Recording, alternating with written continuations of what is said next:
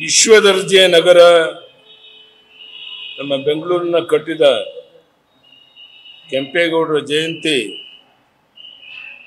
ಈ ದಿನ ನಡೀತಾ ಇದೆ.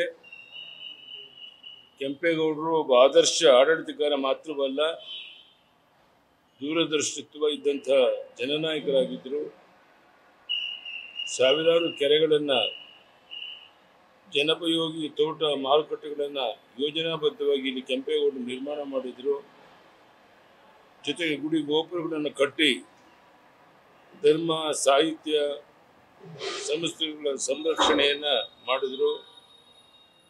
ಒಂದು ಯೋಜನಾಬದ್ಧ ನಗರ ಅಂದರೆ ಆ ನಗರವಾಸಿಗಳಿಗೆ ಸರ್ವತೋಮುಖ ಅನುಕೂಲ ಒದಗಿಸಬೇಕು, ಅವರ ಧಾರ್ಮಿಕ, ಆರ್ಥಿಕ, ಸಾಮಾಜಿಕ ಬೆಳವಣಿಗೆ ಪೂರಕವಾಗಿರಬೇಕು. ಈ ನಿಟ್ಟಿನಲ್ಲಿ ನಾಡಪ್ರಭು ಕೆಂಪೇಗೌಡರು ಆದರ್ಶಪ್ರಾಯವಾಗಿದ್ದರೆ ಅವರ ದೂರದೃಷ್ಟಿತ್ವ, ಅವರ ಸಾಧನೆಗಳು ಇಂದಿಗೂ ನಮಗೆ ದಾರಿದೀಪ ತೋರಿಸ್ತಾ ಇದೆ. ಇಂಥ ಒಂದು ವಿಶೇಷ ಸಂದರ್ಭದಲ್ಲಿ ನಾನು ಕೆಂಪೇಗೌಡ ಜಯಂತ್ಯೋತ್ಸವದಲ್ಲಿ ಶುಭವನ್ನು ಕೋರ್ತೇನೆ. ಧನ್ಯವಾದಗಳು. ನಮಸ್ಕಾರ. ನ್ಯೂಸ್ ಫಸ್ಟ್ ನಿರ್ಭೀತಿಯಿಂದ ನಿಮ್ಮ ಪರವಾಗಿ.